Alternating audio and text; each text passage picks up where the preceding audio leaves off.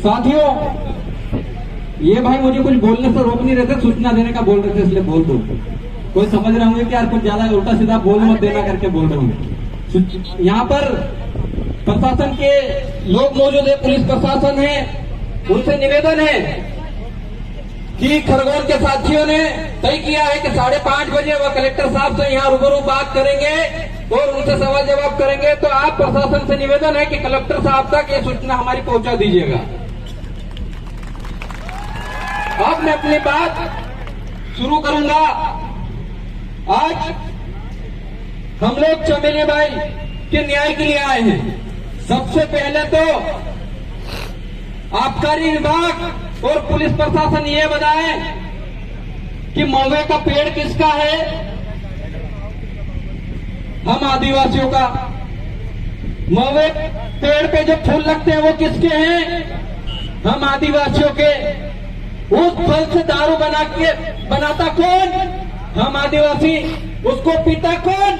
हम आदिवासी। तुम्हारा आबकारी विभाग का क्या काम है हमारे क्षेत्र में? भैया आपका कोई हक नहीं है उस फल पे, उस पेड़ पे।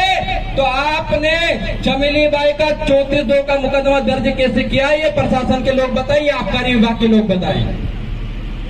हम बार बार मंच से कहते हैं, मुझसे पूर्व वक्ता रामदेव भाई ने कहा, महाराष्ट्र के साथी आए थे, उन्होंने कहा कि आदिवासियों पर सीआरपीसी आईपीसी की कोई भी धारा लागू नहीं होती है। ये खुद सीआरपीसी आईपीसी के सेक्शन 5 में उनकी बुक में लिखा हुआ, फिर भी आदिवासियों को जबरन जेलों में ठूसा जा रहा है क्योंकि आप लोग पढ़ नहीं रहे हो।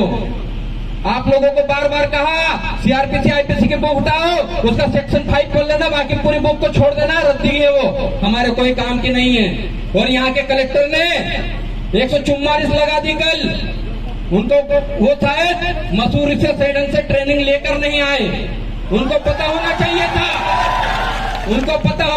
था कि उनसे 100 नंबर बड़े 244 वाले लोग आदिवासी लोग हैं। उनका 144 उनके तक 244 का पावर आदिवासियों का पावर है। ये चीज आपको समझने की जरूरत है। और चमेली बाई के साथ और उनकी बेटी के साथ जिन लोगों ने भी ज्यादती की, प्रताड़ित किया, उनको सजा मिली जानी चाहिए। नहीं तो रामदेव भाई ने कह दिया 1 घंटे के लिए टंटा मामा बन गए ना, सिर्फ 1 घंटा। हम बनना नहीं चाहते, हम संवैधानिक बात करना चाहते, इसलिए आपको बार बार याद दिला रहे हैं। आप ट्रेन से करके नहीं आए तो मसूरी जाइए, 244 आदिवासियों के अधिकार पढ़ के आइए, फिर आदिवासी क्षेत्र में नौकरी करना। आप हमारे एरिया के नौकर हैं और इस देश का मूल मालिक आदिवासी है। ये सुप्रीम कोर्ट का जजमेंट कहता है। उस जजमेंट के बारे में भाई ने बता दिया, मैं पूरा नहीं बताऊंगा। अब डाउनलोड कर लेना और पढ़ लेना, सभी के कॉपी निकाल के घर रख लेना। जिस दिन भी ये पुलिस प्रशासन के लोग आए, उनको बता देना कि सीआरपीसी आईपीसी अगर लागू होती तभी लगाना, नहीं लागू होती तो लगाओगे तो देशद्रोह का मुकदमा तुम पे भी चलवा देंगे। इतना पावर हमें भी है। और सबसे ज्यादा दुख इस बात का होता है, इन चीजों के बारे में हमको पहले ही पता हो जाना चाहिए था।